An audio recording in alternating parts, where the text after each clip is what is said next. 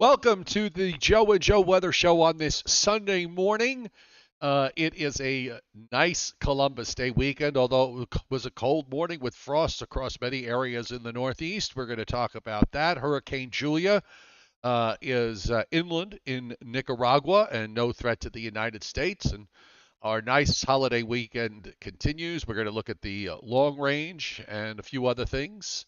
That's coming up momentarily. Brought to you by Omni True Value Hardware at 1226 North Wellwood Avenue in West Babylon, New York, at Southwest Suffolk County on Long Island, and serving the entire New York, New Jersey, Connecticut tri-state area with everything you need to make sure your home looks good, is working and well, and in case of adverse weather, is protected. And don't forget, with the cold here, eventually it's going to be snow and ice, and you might need rock salt. And they provide rock salt not just to Long Island, but to other folks that drive a large distance sometimes to get that. Also, you might want to make sure your yard looks great as the fall continues with mulch and topsoil, and of course, supplies like batteries, generators, sump pumps, and everything else. 631-756-1125, the telephone number. And as we all know, the website is. Oh, I'm sorry. I was drinking my tea just when my mouthful of came in when you gave me the cue. OmniTrueValue.com. Joe, Good morning. good morning. Just regular tea? Yeah, black tea with a bit of milk and a couple of teaspoons of sugar, and tastes good. Is it those tiny little tea leaves in Tetley tea? Or are we have come to a cosmic understanding of a Lipton flow-through tea bag?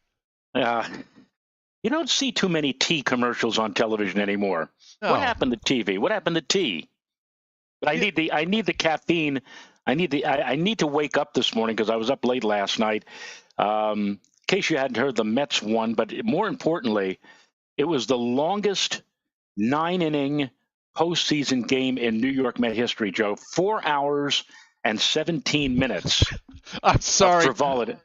I'm sorry, but I was just going to. I would just respond to that by saying, small data set. Sorry. The Mets have played more than a couple of postseason games, Joe. I know. I'm just teasing. As you are well aware. I'm just teasing. All right.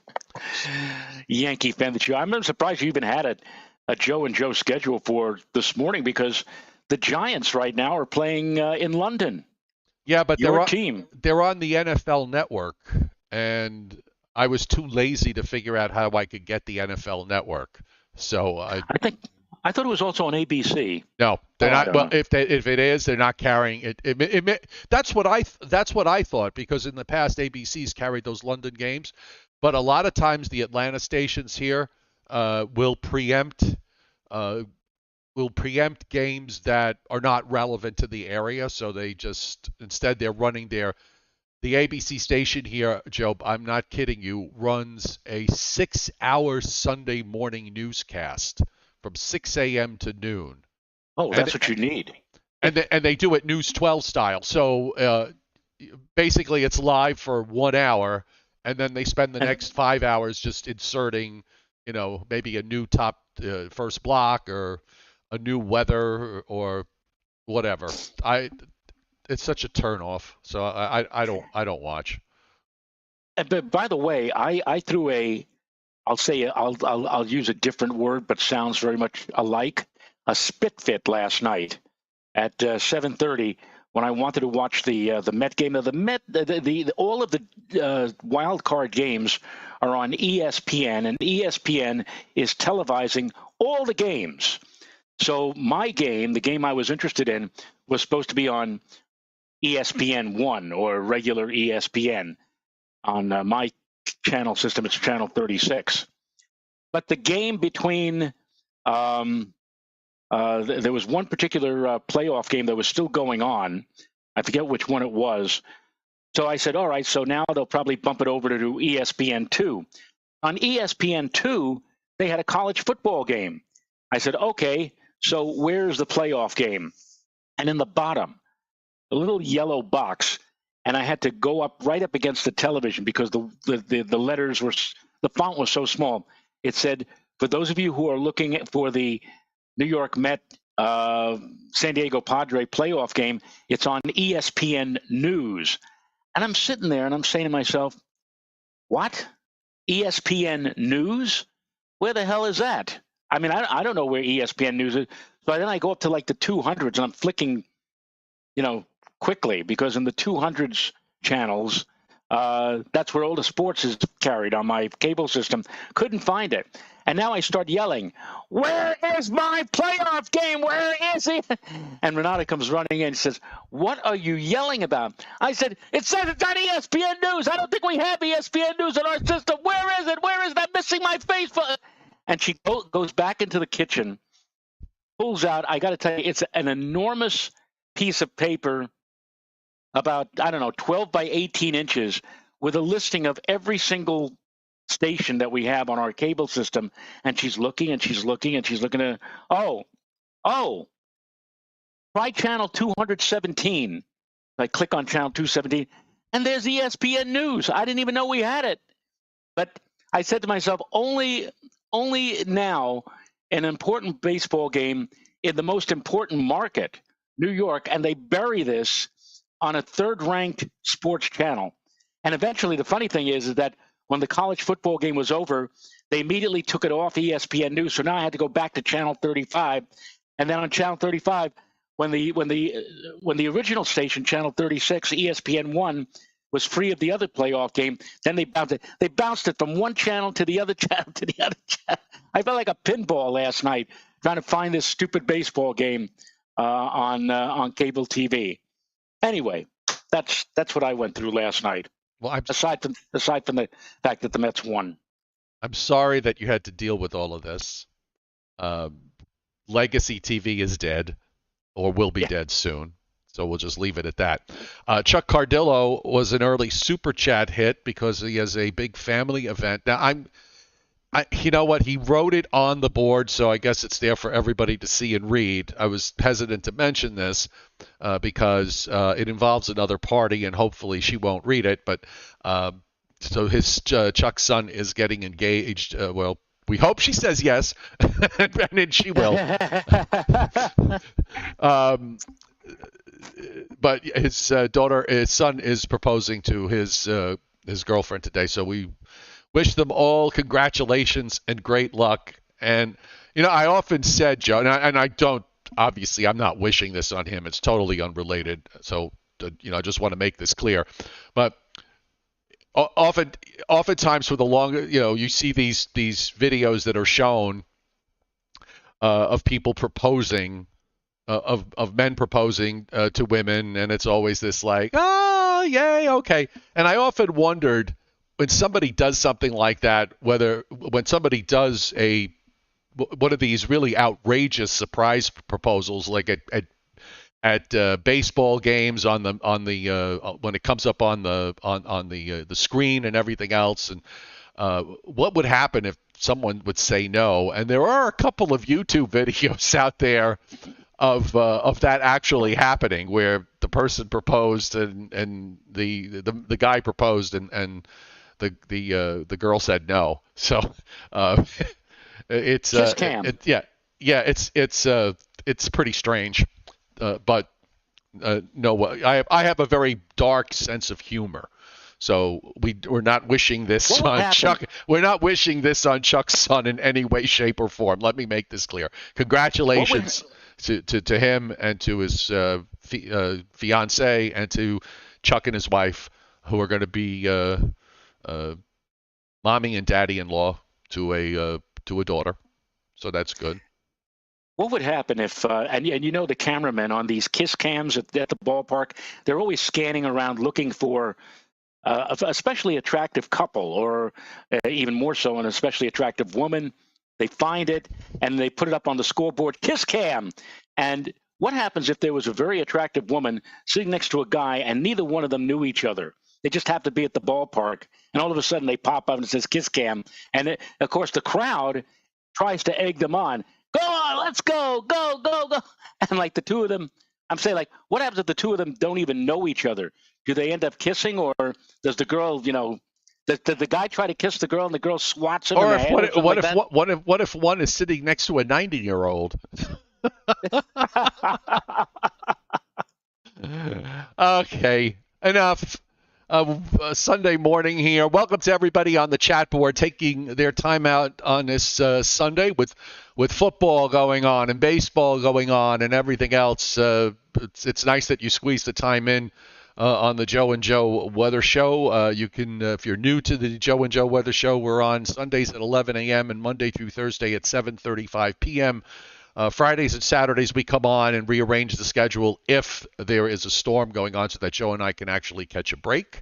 And you can subscribe to my YouTube channel and use your Gmail account so that this way, and set your notifications to on so that you're notified.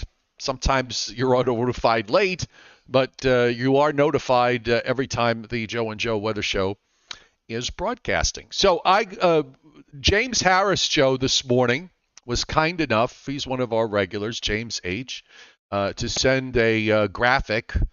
I assume it was a Weather Service graphic. I couldn't see the top of it. But sent a graphic regarding this morning's frost. And this is for Norwalk, Connecticut. And just looking at the dates of some of these, these fast frosts. Well, actually, that's relevant. Frost is on the grass here. This is at Pleasantville, New York. And the dates of the first frost, October 9th. This is the earliest first frost in Norwalk, Connecticut, which is not the most rural place in the world. Let me make that point in case you've never been there. October 9th, it's the earliest frost in 12 years. And last year, the first frost did not occur until November 3rd. Most of the other dates are October 13th, October 18th in 2015, October 20th in 2014. The first freeze, by the way, occurred last year also on November 3rd. And going back, it looks like, the earliest first freeze there was on October 13th. So maybe at the end of the week, the 10th, 11th, 12th, that's Thursday. So probably not going to hit that October 13th date. And by the way, if you look at these dates and try to say, okay, first frost, first freeze, first snow, it's hard to find a correlation. For example, in 2020, the first frost, Joe, was on the 31st. The first freeze was on the 31st, and the first snow was actually the day before, which was on October 30th. Yep. Yeah. Well, how do you find a correlation with that, ladies and gentlemen? And by the way, if you look at the first accumulating snow dates here, again, it's a mix. Early frost, October 17th, for example, the first snow accumulating snow was December 9th. Here's one on the 13th of 2012. The first accumulating snow was November 7th. Here's a date, October 18th, for the first in 2015. Now, that was an El Nino year, 15-16. October 18th was the first frost, the first freeze, and the first snow, but the first accumulating snow didn't come till December 29th. And that was one of those Decembers where I think that was one of those Christmas Eve, Christmas Day Decembers where we had temperatures in the 70s. So, right. And let's, for those of you who like Christmas the way it's depicted, which is, cold and snowing and everything else, I hope you get your wish this year. And I've got also the low temperatures, the low temperature map. By the way, I've already been down to 32, so, but I haven't had a frost yet. And we had clouds that developed overnight here that held the temperature up, so I only got down to about 38. But 30 this morning, and that's in northeast Georgia where I am. 30 in West Hampton Beach. That's the lowest that I could find here. I probably could go a little bit tighter. Just give it a moment, and I'll increase the parameters here. Our first frost, I'm not sure if we had frost, but our low temperature just after 5 a.m. this morning here in Putnam Valley was 34. And again, when I woke up and looked out the window, I didn't see any frost. It might have been frost at 5 a.m. or 6 a.m., but And one of the local TV weathercasters last night, will not mention who it was, had on his weather page, he outlined all the areas that had frost advisories, and he put below freezing temperatures. And I said, no, no, no, no. You don't, to get frost, you do not have to have below freezing temperatures. You have to have a still atmosphere.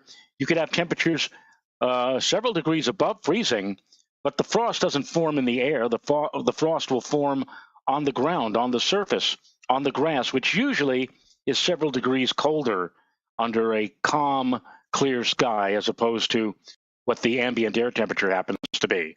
So it might very well have been that we had frost up here at Rancho Rayo. We were watching the inside the eyelid show at 5 a.m. when we bottomed out at 34. So I cannot verify that there was any frostiness on the old grass this morning, Joe. Well, looking at the temperatures in upstate New York and Vermont, New Hampshire, there were a lot of places in the upper 20s and low 30s. But then again, depending on elevation, there were a lot of places that were in the upper 30s to around 40. But correct, as you said, the air temperature is taken at about 6 feet up above the ground. So the cold air just pools down near the surface. So you can have a fairly substantial temperature. I've seen frost where the air temperature has been at like 37 or 38, and the ground temperature is down at or below freezing. Temperatures in northern New Jersey, so a few places in the 20s.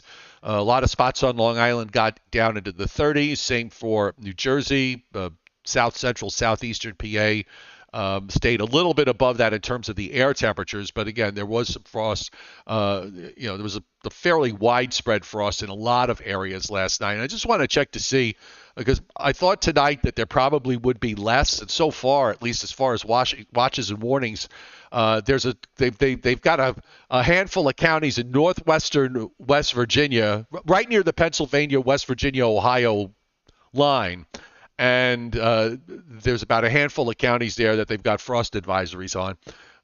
So far, but those are kind of advisories, frost advisories, freeze advisories that are only put up once after the event to mark the end of the growing season, or you might see it multiple times in the spring when the growing season has started. So that's how that works. Okay. All right. Yes. Okay. This is an opportunity for me to catch a breath. Maybe you could let it know what. Let's go to the satellite loop, and not a whole lot happened. It's pretty quiet. This is that time of year, Joe. It's a quiet time of year in most places. The only areas today that we're seeing anything of consequence up in northern New England, where we've got a little front that's going by with a couple of showers there and nothing to write home about, and back through northwest Texas into New Mexico, where parts of the Southwest have been dealing with monsoonal rains and tropical moisture for the last several days or more, and that looks to continue as we move into the first part of next week. Otherwise, much of the country today is enjoying a beautiful sunny day. It is. It's just gorgeous out there this morning, out where we were. And boy, I want to tell you, that moon last night. Tonight is actually the night of the full moon, the full hunter's moon of October. Last night, if you had seen the moon, it was right nearby to the bright planet Jupiter. And whenever the moon is full, and especially now when it's relatively high in the sky, we had a clear atmosphere last night. Like at 1 o'clock in the morning, I look out the window at my back lawn, and it looks like somebody is shining a floodlight on my lawn. And in a way, it is. It's kind of like a giant floodlight in the sky. That was a big, bright moon last night. We'll probably have another similar night like that tonight, again, because tonight is also a full moon. So if all of you moon lovers out there, get on out there and enjoy. And on the radar, there's the shower activity I mentioned up in far upstate New York, and looks like most of this precip isn't even reaching the ground in Vermont and New Hampshire and into Maine. And further south, up and down the eastern seaboard, it's quiet. We're looking at a few showers in southeast Florida and out in the Keys, at least so far this morning. Just a few scattered showers in New Mexico and northwest Texas and parts of Oklahoma. and a little patch of shower activity up in Minnesota. But that's it. The West Coast is quiet. The East Coast is mostly quiet. And we're enjoying this on the Columbus Day weekend. Now, the next chance for anything significant as far as rainfall is concerned in the Northeast and Mid-Atlantic states will be on Thursday. But WPC showing basically anywhere from just a few hundredths to some pockets of a quarter to a half an inch in southwest Texas and back through New Mexico and Arizona. This is now into Monday morning. I think the standout here is that it's rain-free.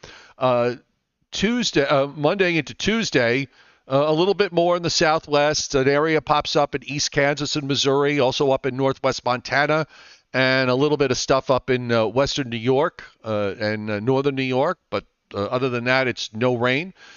Tuesday into Wednesday, the Great Lakes, you start to see moisture picking up there with the half to three quarters. But Thursday, you begin. This is Wednesday into Thursday now. You see this expanding area of steady rain, and in some cases even some heavier rain in the Gulf states and also around the Great Lakes. As a little bit of Gulf moisture gets involved with this next cold front. And Thursday into Friday, kind of a robust rainfall with that next cold front, Joe. It's got anywhere from North Carolina and the North Carolina-Tennessee mountains and to northeast Georgia, where that's the southern edge of a half an inch. And WPC has got some of that purple, which is at least an inch and a half for northeastern PA, parts of New Jersey, the Hudson Valley, Connecticut, and western and northwestern New England. So that front looks to bring up some Gulf moisture, and then you see how dry it is behind it. So this is going to be the one chance this week that we're going to get for rainfall in the east. And don't forget that next weekend, I haven't had a chance to look at CPC, the Climate Prediction Center outlook. And actually, the last update was on Friday evening. They do not do any updates Saturday and Sunday. But next weekend is supposedly the frigidly cold or exceptionally cold weekend across much of the Northeast, Great Lakes, and Mid-Atlantic area. So you think it's chilly now, presumably or supposedly it's going to get very cold next weekend as well. Yeah, I tend to think that there was going to be two cold shots. There'll be one coming in on behind this front at the end of the week to go into the weekend, and then there's a secondary front that's more important that might pushes through late in the weekend, and I think the coldest air is probably going to be during that week, beginning Monday, March 17th, through that entire week. And October 17th. March. Shows you where my head is at. Yes, October 17th. You are correct. So I looked at the overnight models, the zero. I decided to kind of just stick with the 0Z model because that seemed to make more sense to me. The 6Z model kind of went a little hog wild in the east with all this energy coming down. But look, the bottom line is that the overall pattern is a cold one for this time of year. Remember that it's always relative to the time of year, but you've got this flow in the upper atmosphere coming from northwest Canada. You have the earmarks of a cold pattern when you have a trough that is sitting right along the longitude of Hawaii. You have a ridge this one is actually just off the Pacific Northwest coast and builds up into western Canada. You've got a trough at 80 and you've got a ridge at 40.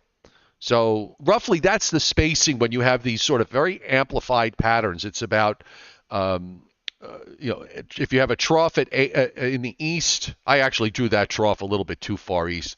There's multiple short waves here, but you have a trough near 80, you're going to have a ridge at 120. So they're about 40 degrees apart. Then you're going to have another trough at 160, and then to the east, you're going to have a ridge at 40 west. So that's the signature of a pattern that's cold and for the most part dry because it's controlled by a strong northwest flow.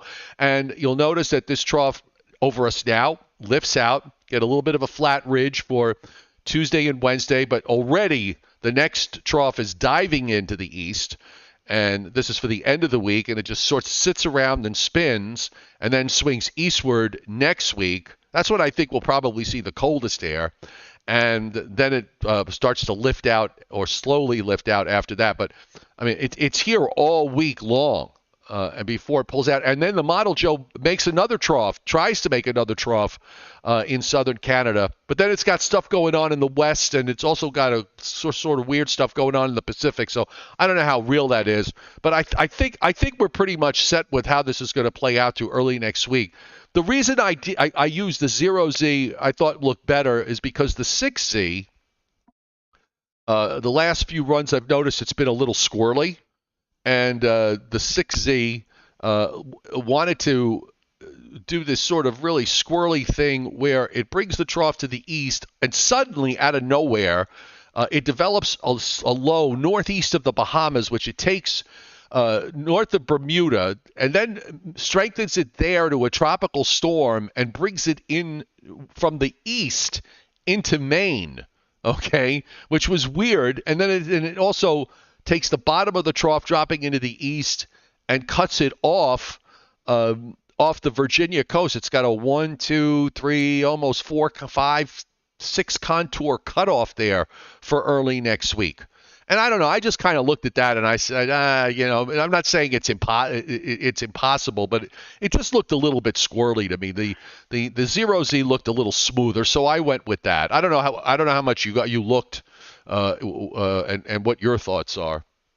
Well, I looked and I agree with you. Especially now what you're looking at is what you're looking at the 6Z, the intermediate right frog, and you know what my feelings are when you look at the 6Z or the 18Z models, that they sometimes do go off the deep end, so to speak. There will be something, it appears, that will be of some significance around that time frame, around let's say the 18th and 19th. But again, I think they're really going a little bit above and beyond, so to speak, on the 6Z by showing or depicting a cutoff that deep. That's a little bit well. Yeah, for now, I just kind of ignored it.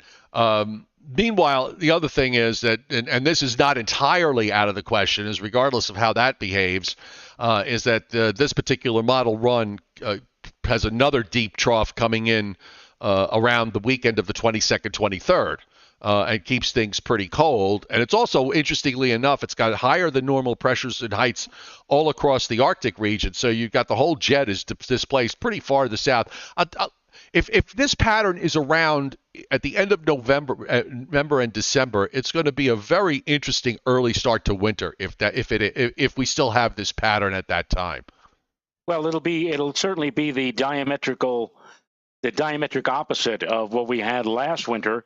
If you remember, last December, we had record-breaking temperatures across much of the country, except for the far west. And we also had, around the 11th and 12th of December, a severe weather outbreak, one of the most severe that had ever been seen, in fact, in portions of the Ohio Valley.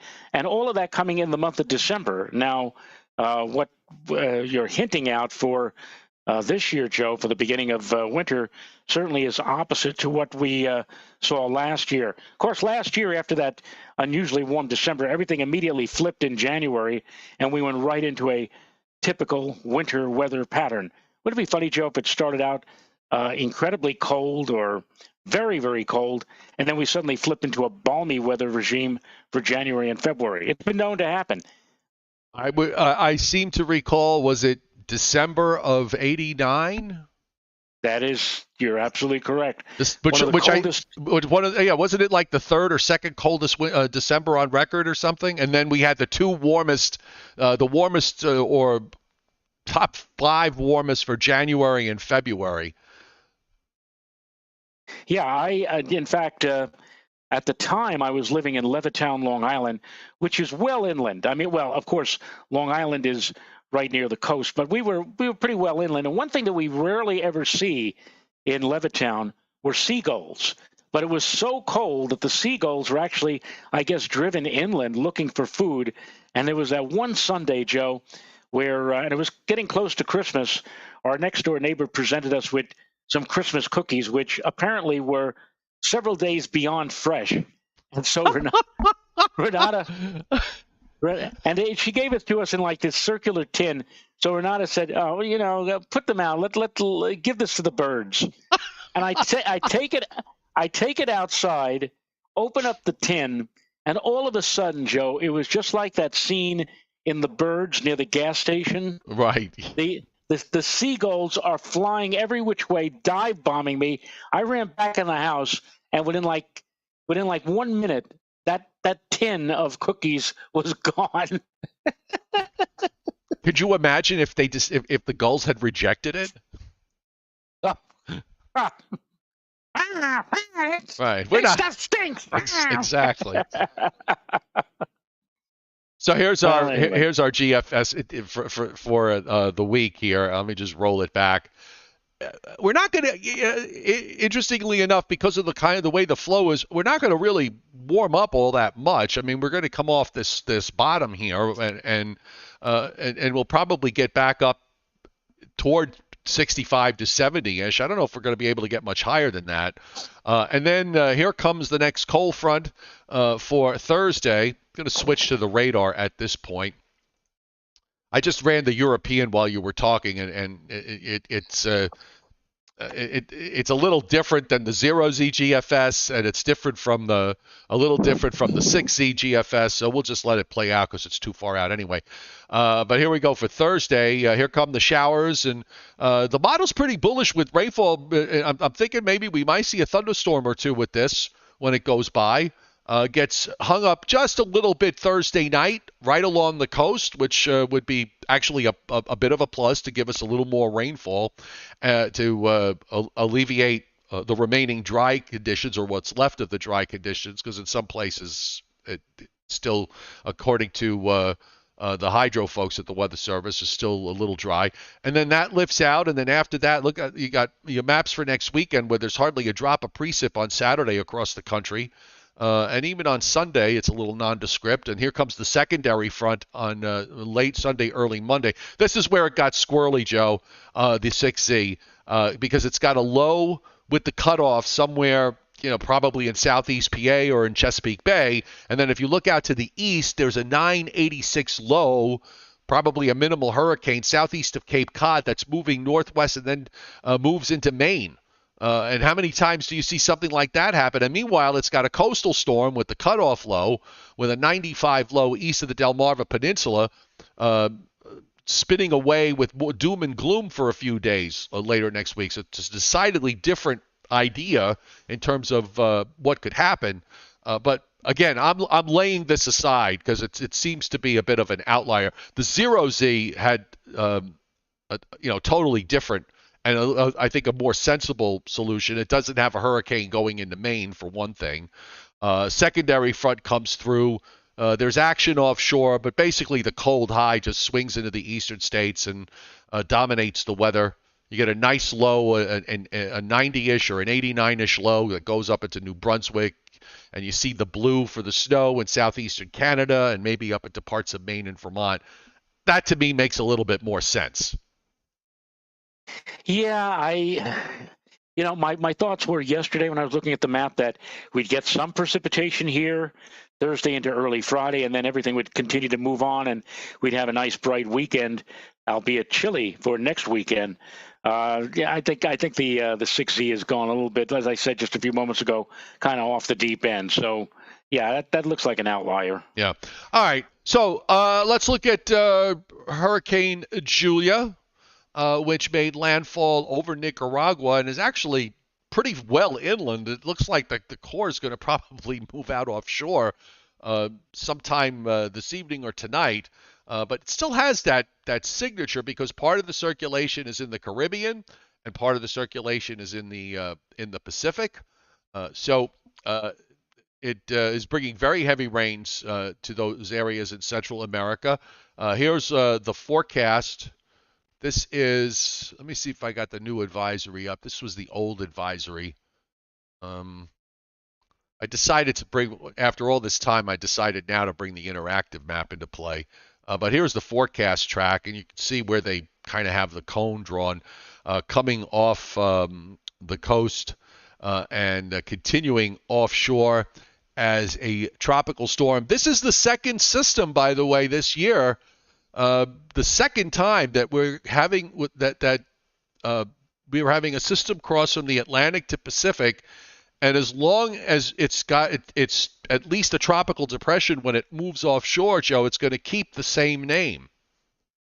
Right, and it's interesting because a couple of days ago, in looking at the discussion for this thing, and this is even before it became a tropical storm, they had the final position somewhere over Central America, and then they just dissipated.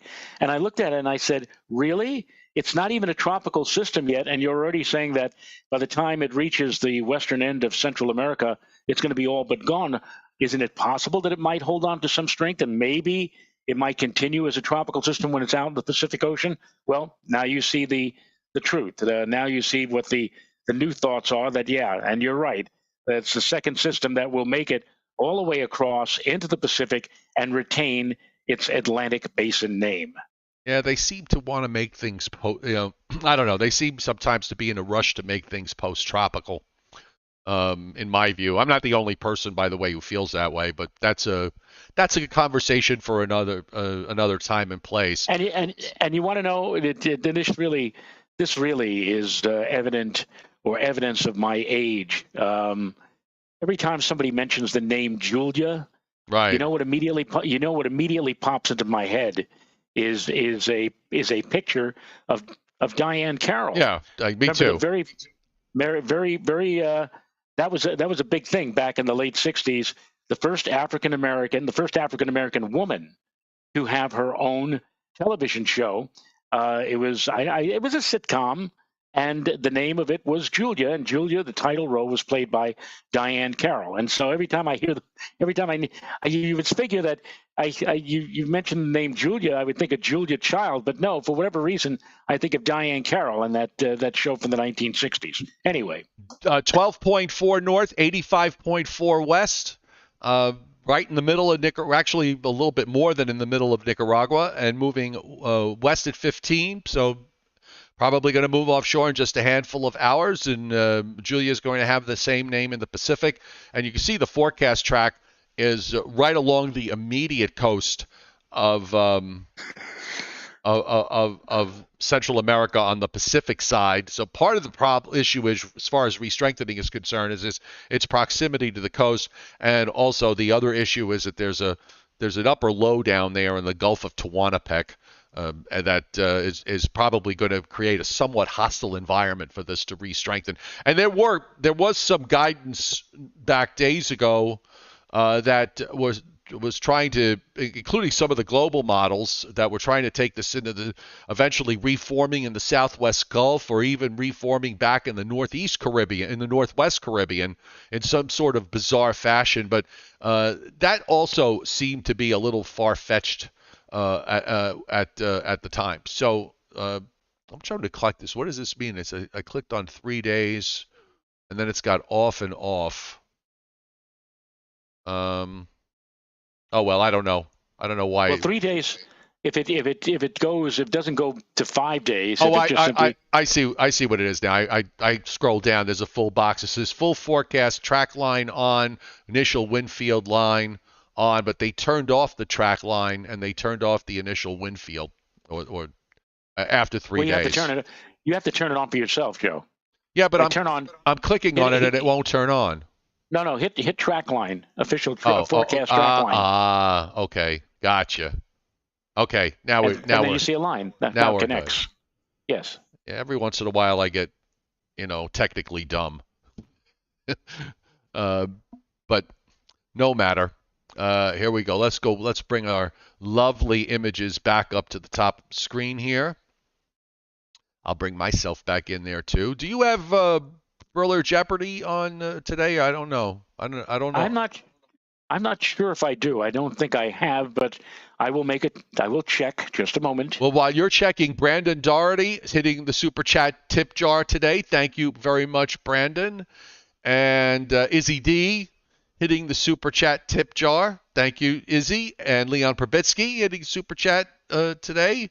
And we had Chuck Cardillo at the beginning of the show who's now, because he's got things to do, is not watching, but he was going to watch later on the replay. So congratulations, Chuck, and to your family, your ever And expanding family. And I am sans the Driller Jeopardy questions for today. So Mr. Driller did not send me a new question or questions. Then let me check to see what I've got. You know, when we get to the weekends, when we get to our 2 days off, I kind of sort of step away a little bit just to calm my brain down. You know, nope, I don't have a new one either, so that's fine. We can certainly wait till tomorrow for the next one for Briller Jeopardy at the end of tomorrow's show. Any parting thoughts or comments? I want to go. It's a nice day here. I'm planning to. We already have. By the way, I went apple picking yesterday in Ellijay, which is about an hour's drive from here, and there's already, and this is different from last year, Joe. Last year we really didn't have too much color change until early November, but because we've had a number of really chilly nights here through the month of September, and I think that's kind of helped the cause here with it, and we've already started to get some color with the autumn season. I would have to say, right here where I am, I would have to say that the trees are still roughly 85 to 90% green. There is some color, not a whole heck of a lot of color. There are some leaves that have fallen, not a whole heck of a lot of leaves have fallen. So, so far, as we move now into the middle part of October, not all that much. I don't even know. I haven't even looked at any of the foliage maps. I can't even tell you where right now in the Northeast we might have peak coloration. I would presume it's somewhere in northern New England, but right here locally, there isn't much color to be had. I think my guess would be color. Well, we may have to wait until the early part of November to see anything significant in that regard. And again, as I said some weeks ago, I don't think we're going to see a lot of color this year because it's been so dry. We've had a very dry and somewhat hot summer, and that usually causes the colors to be not as vibrant as we normally. In contrast, very wet or wet falls and wet summers tend to show more in the way of coloration. Well, I don't even remember. Last year was a very wet summer, and I don't even remember if the colors were more vibrant last year. We'll see. But right now, where I am, Joe, if you like green, you'll be in your element because there's a lot of it out there. I want to say congratulations, by the way, to one of our regulars here, Alaska Railroad. Apparently, he's retiring, so retirement is a good thing. It really is. You can, well, depending on your situation, you get to do what you want whenever you want. So enjoy your time. The bottom line is make sure you enjoy your time because you start to feel it, Joe, as you get older. It gets a little more fleeting with every day that passes. But not to end this on a dour note, but it is reality. People come up to me and they say, "So, how do you like retirement?" And I look at them straight in the eye and I say, "I don't. I'd rather be busy. I'd rather be doing stuff like I used to." And I still am. I mean, I'm semi-retired, if you want to call it that. But they're referring to, how does it feel not to be on television anymore? And I come back and say, well, I am on television. Tune in on the Joe Cioffi YouTube channel every night at 7:30 weeknight and on Sundays at 11 o'clock. And there I am with my good friend, Joe Cioffi. We are doing the Joe and Joe Weather Show. And then I look at them in the eye and I say, it's the Joe and Joe Show. I get top billing. Yes, exactly. The legacy, there's a generational gap here, obviously, because not me, but there are some of the older folks are still stuck on the idea that unless it's on, channels 2, 3, 4, 5, 6, whatever the number is, up to 13, if it's not on those channels, it doesn't exist. So, but for the younger folk, they are certainly not married to that concept. So And frankly, as I told you this, can you imagine if we were still working and being forced to do TikTok videos? or promote the latest version of the News 12 app, for example. You know, when you and I both have absolutely no interest whatsoever in the app, in the station, in promoting anybody other than anything that we're doing. Well, yes, I was going to make that point because I do have an app which you can get on Google Play or on the App Store. Just search my name and it'll come up. But yeah, I have no interest in making. Look, I have no interest in bringing revenue to a corporate or organization that is paying me a minuscule percentage of that revenue that goes into my pocket. Now, I once figured out, I once figured out in terms of the revenue of a station and how much of that revenue actually goes to your own salary, and it's like an incredibly tiny percentage. And I'm thinking, you are producing all this stuff for them, which they keep and they own and they make money on. Why am I going to do this? I'm not going to do this anymore. And also, again, going back to the whole TikTok thing and Reels on Facebook, where apparently now everybody's attention span is less than a minute. So they sit there and they'll just some of these videos are all less than 1 minute, and you're constantly scrolling, which is what they want you to do because they shove ads in between, so you scroll through the ad ones and the sponsored ones that are. So I can't do no. This is much calmer, and I don't understand the I don't know. It's beyond me sometimes the way some of this stuff is going. And then I look at these newscasts and I look at what they post on social media. Basically, Joe, we worked at a time where the news was the most important thing and the talent was kind of secondary. All right, not way down there, but we didn't make ourselves the news. And yet when you look at social media, you see everybody posting, the people that work for television stations, posting these things of what they're doing off camera. And, all right, so some of that is fun, but my God, it's just constant. It's just absolutely constant.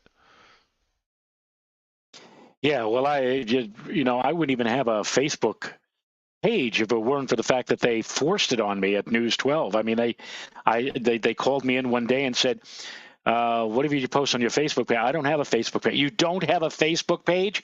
Well, you're going to have one right now. I don't want a Facebook page. You're going to have a Facebook page, and you're going to have to post at least 5 times a day on that. And I thought they were fooling around, but Joe, did you know, I may tell you, we had a very good reporter at News 12 Westchester. He was an excellent reporter, and he wasn't tweeting enough. And they called him in and they said, you got to tweet more. And he said, all the things that I'm doing, the editing when I have to get on the air and everything else, and now you're telling me to tweet, I just don't have time to tweet. And he got into a big row with them, and they said, you got to start tweeting or else. And he didn't do any tweeting, and they called him in and they said, guess what? You're gone.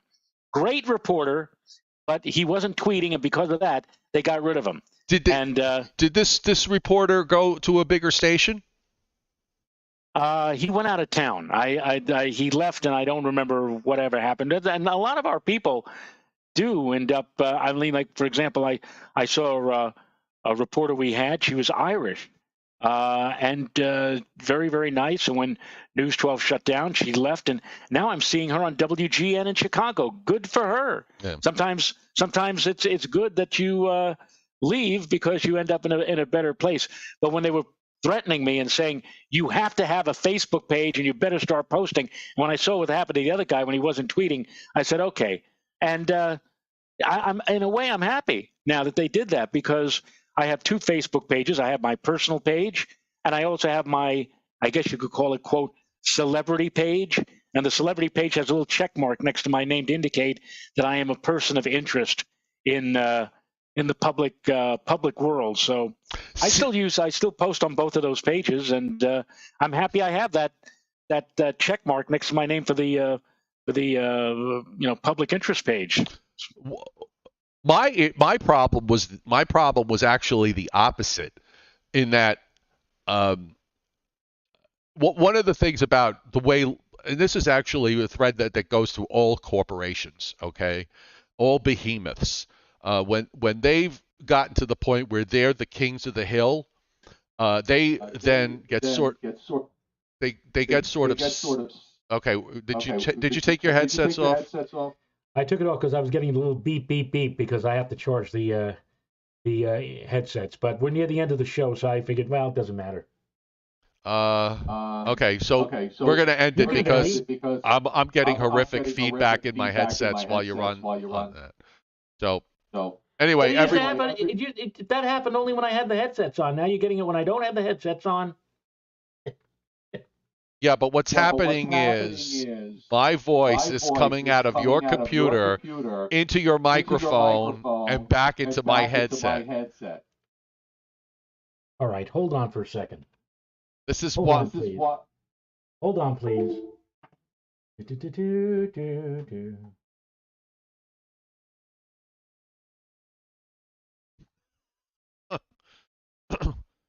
Oh, good Lord. So let's see if he can get this working again. Otherwise, I'm gonna have to save my story for another time.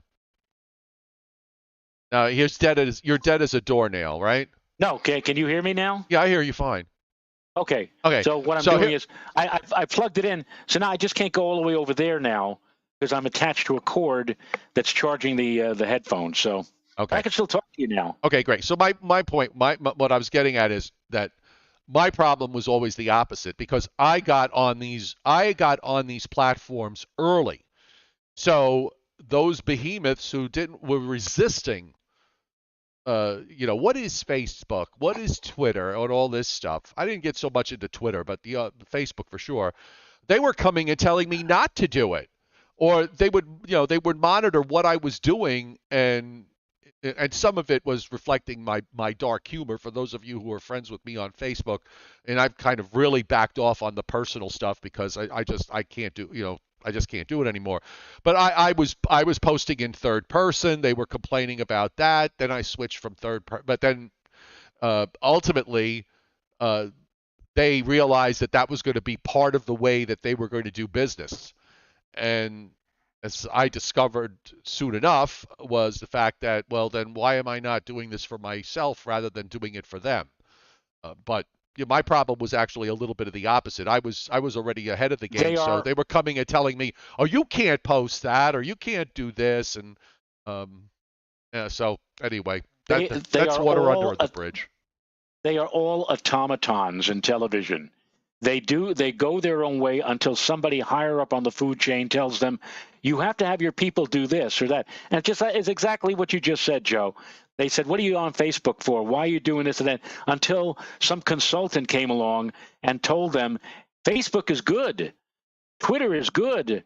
All of these social media platforms. And then they turn around and they say, all right, you can do Facebook, you can do that. In fact, they implore you to do it. That's why that edict came down when I was at News 12, and they were ordering everybody to go on Facebook and to post at least 4 or 5 times a day, or else.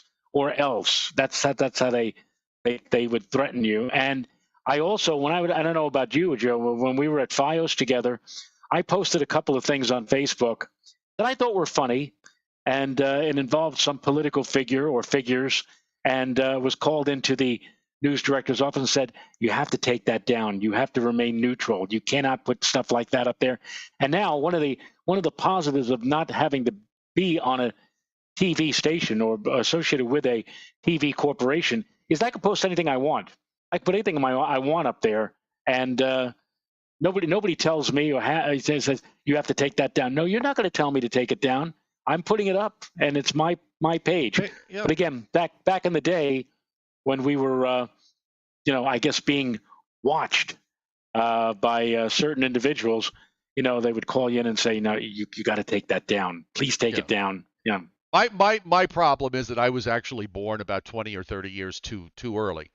The way this what we do and how we do it is actually exactly how I would have liked to have made my living and my career, because it's mine. It's my own business. It's my own company. I set my own hours. I answer to no one but myself, which actually sometimes can be a bit difficult because there are times when you don't feel like doing something, but you have to do it because that's part of your schedule, and I have to force myself, just like everybody else. You don't always want to sit down and work, so you better enjoy what you're doing, because if you don't enjoy what you're doing, then you're really going to be miserable. So ultimately, when I get into one of those moods where it's like, oh, do we have to do a show tonight? Do I have to do a post on Facebook, et cetera, et cetera? Once I start doing it, I realize that this is what I truly enjoy and what I've truly loved. So from that standpoint, I've always tell younger kids, it's true. You spend a third of your life asleep, a third of your life at home, and a third of your life at the workplace. So you better make sure that the 8 hours that you spend, or however many hours it is, but the time you spend in your workplace is that you're doing something you really like to do, because otherwise, one third of your entire life will be miserable. And that Right. and that permeates into the other two thirds. Those are the people who can't sleep at night because they're stressed out about their job. Ultimately, also the home life gets stressed because your job is stressing you, and then you're not sleeping, and it becomes a very, then your life is just miserable from the moment you wake up to the moment you fall asleep, and you're not sleeping anyway. So you better like what you do. And at the end of the day, I like what I do now. So, not that they would be coming knocking at my door, and sadly enough, also the thing is not to be knocking at your door. Even if they did, it would be like, you could throw, uh, no, I'm not doing it. I'm just not doing it. The only way I would do it is if I can do it the way I'm doing now. You want me to work for you? I work from home. I work, we do it this way. Uh, it's my show. It's not your show. But like I said, those are things that's just not going to happen anyhow. So There are very few people in the broadcasting industry that have the power to go and tell their bosses, go yourself. Johnny Carson was probably at the top of that list. They tried to, get Johnny to do certain things or whatever, and Johnny eventually just got to a point where you could tell NBC, no, I'm not doing that. But there aren't too many people who have that power to be able to do that. The guy back in the 1950s, Arthur Godfrey. There's a name, folks. Look him up on your Wikipedia. He was at one time, he was like the Howard Stern of broadcasting. 12% of everything that CBS made or brought in was due to Arthur Godfrey. He was the king of all media back in the day. Sad now that very few people even know who he is or don't even recognize what the name is, but he was a very, very powerful individual back in the 1950s. And oh, he killed a few people's careers. Wasn't it like wasn't there a big thing with Julius LaRosa? yeah, Remember, there was some big yeah, thing. I forgot what it was, but if you look it up, he did have, he did have a lot of power. He could make or break you on his show. Uh, you know, you know. So yeah, they're not that many people like that anymore. right. But you're there. I'm here. We have our little Joe and Joe show that people watch. Now we know that all of you. What do we have? We have 59 people watching right now, 41 likes. Thank you so much for those of you who hit the thumbs up button for us today. And we know that the weather is beautiful out there. There's not much weather to talk about, but we also know that when we have potential big storms, either a hurricane in the summer or a big nor'easter or heavy snowfall in the winter coming our way, we know that people gravitate to us because they know. They know that right here is the place where you can get all of the information, not off of your TV set where you're watching for 2 minutes, some person, is doing the weather very quickly and throwing it back to anchor decks. You know that this is where you get your weather information. This is the place to be. And Joe and I are very, very happy that all of you are on now, and for all of and I do say this literally, hundreds, even close to maybe 1,000 people sometimes who are waiting and watching and listening to us, hanging with bated breath on every word that we say. And in addition, all the people who see us afterwards. When Joe posted on all of his Facebook, and not Facebook, but all of his other social media platforms, we know that there are a lot of people who watch us and trust us. And I am very, very appreciative of that. And I know Joe is as well. And we just want to thank you for watching. And we know also that, as you are well aware, sometimes we go off base, off weather, and talk about other things. But I think that's what also makes this show very, very popular as well. Izzy D says, did I really hate being on TV that much? No, not at all. I loved being on TV. What I hated was working for these oppressive corporate entities that just made life more difficult than it needed to be. I also hated the fact that I spent, and I figured this out, Joe. I spent literally, because I had long commutes to work. When I worked at Pix, I had to drive into Manhattan. When I worked at Fios, I had to drive from Central Long Island all the way to Westchester every day. It was 130 miles round trip. I figured out that I literally spent 6 weeks. 6 weeks. When I added the hours that I spent on the road, it came out to 6 weeks of driving. So in other words, I would get in my car today and I would drive straight through day and night. I would not get to my destination until 6 weeks from today. 6 weeks of my life every year was spent in a vehicle getting to and from work. That's insane. That is just absolutely insane. And I did it because I wanted to work. I actually had a job. I had a government job 6 minutes from my house. So I preferred to work at what I wanted to do, which is the reason why I went back to Fios. Because I was at a government job that I absolutely hated. Although it gave me some skills that have really helped me now in terms of being organized. But no, I liked working on TV, but I didn't care for management.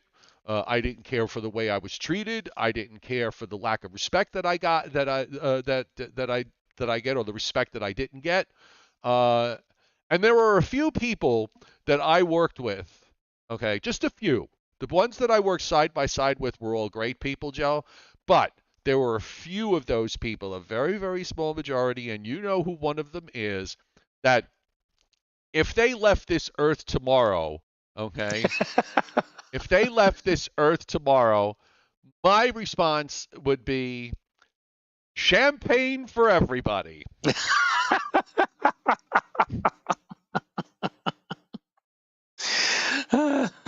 And you're gonna have to wait for those people to pass on for me to use that phrase. I will never say who I'm talking about specifically, but there is one person specifically that I would, I definitely would open up a nice bottle of imported expensive champagne. Well, I was very lucky. I worked at News 12 Westchester for 21 years. I worked with my boss was a woman who was the atypical news director. Most news directors will get on your case, will yell at you, will tell you what to do and how to do it. I want you to play up the fact that a week from Tuesday, we're going to have a big storm, because I just saw on Channel 4 that they're talking that up. And so I want you to talk or they would call you at 3 o'clock in the morning, so-and-so is sick. Get up and you got to be here in a half an hour. I mean, I've worked for a few of those kind of news directors, both in radio or in television. But the person who I worked with for 21 years at News 12 Westchester, Janine Rose. And by the way, if any of you go on my Facebook page, Joe Rayo Weather, a few nights ago, I was at the United Cerebral Palsy, a charity function they asked me to bring my telescopes, my binoculars, and show the moon and show the planets and give a little chat to people who were at this, little get-together, this cocktail get-together for the cerebral palsy people. And Janine was there, and we took a photograph together. And if you want to see Janine in the flesh next to me, you can see it on my Facebook page. Just scroll back a couple of days. We used to refer to her, at News 12, we didn't refer to her as Janine. We referred to her as Aunt Janine because she was that way with all of us. She listened to our problems. She would try her level best to. We had a producer there, and instead of sending she had a 2-year-old daughter, and instead of going to daycare, putting the daughter in daycare, she actually she wasn't daycare, but she would pick her up early and bring her to the television station, and this little 2-year-old would be running around the newsroom, running around the studio. Now, most news directors would never tolerate that. Janine did. Janine made it a very, very nice workplace, and I will always say that she was the best boss that I ever had. In contrast, Joe, to my assistant news director, who was the diametric opposite of Janine, I remember on the morning when Hurricane Irene was heading our way, and I was doing the early morning shift on a Saturday, like at 5 o'clock in the morning, and the first weathercast that I did, I gave like a little speech to everybody who was watching saying, look, I know this looks bad. It is going to be bad, but we're all going to get through it. Don't worry about it. We're going to be right here. I'm going to be right here, giving you the latest information, holding your hand, so to speak. No problem. Don't get upset. We'll be here. And after I finished that little speech and gave the forecast, the assistant news director was on duty that morning, came in and started screaming at me.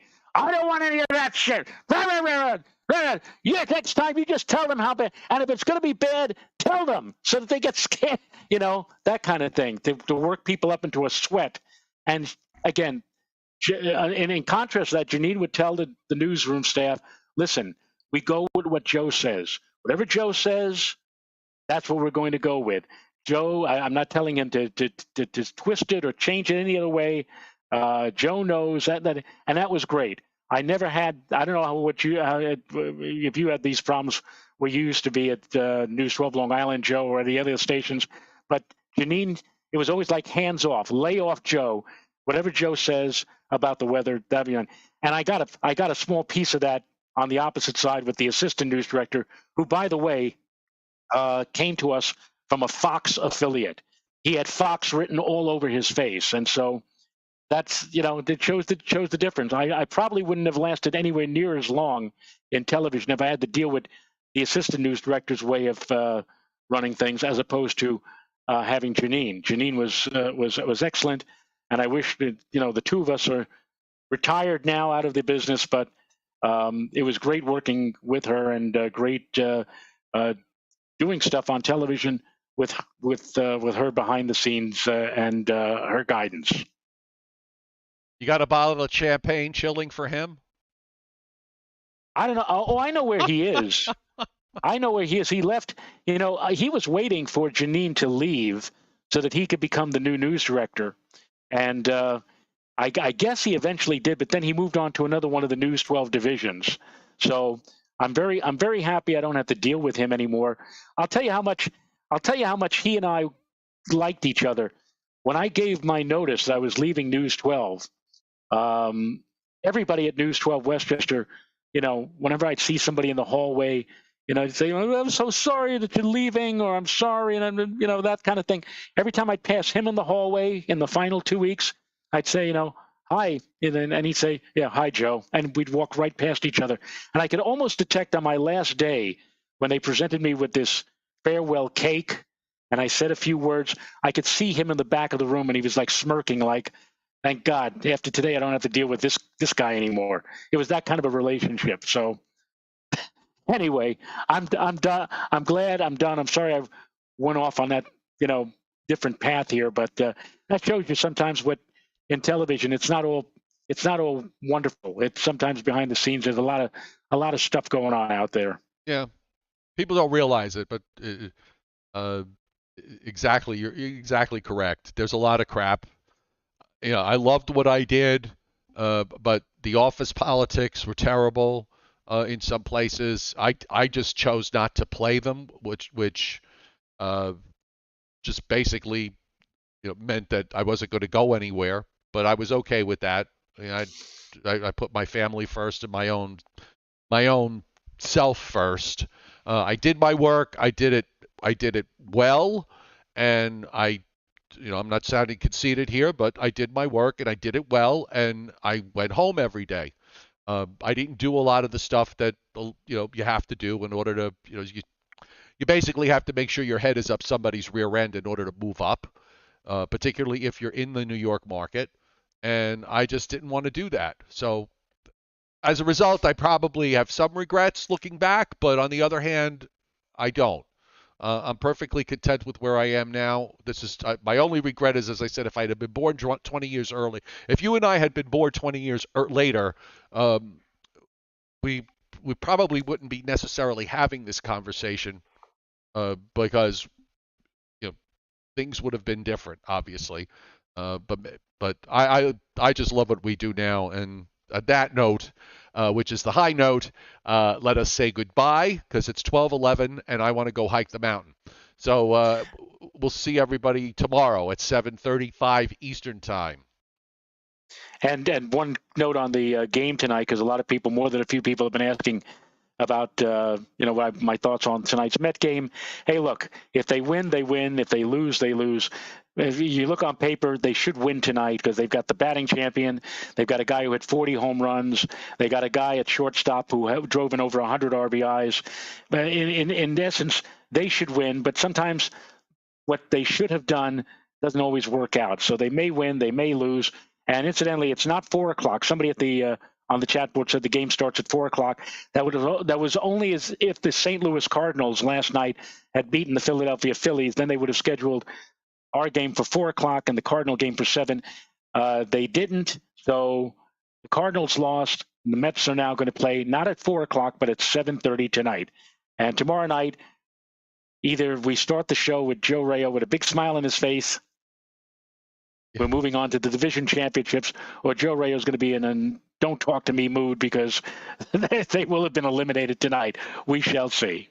By the way, the Giants are playing a great game. Apparently, it's 4:37 left in the fourth quarter. They are up 27-20, and in fact, they've outscored Green Bay 14-0 in the fourth quarter. Again, there's about 5 minutes left in the game. 4:37 left in the game. Green Bay has the ball, and Daniel Jones, the quarterback, is 21 for 27 with 217 yards. So he's playing really well. And we will see you tomorrow night. Fingers crossed that they finish with a win, and we'll see you tomorrow night at 7:35 p.m. Nighty night, folks. Bye-bye.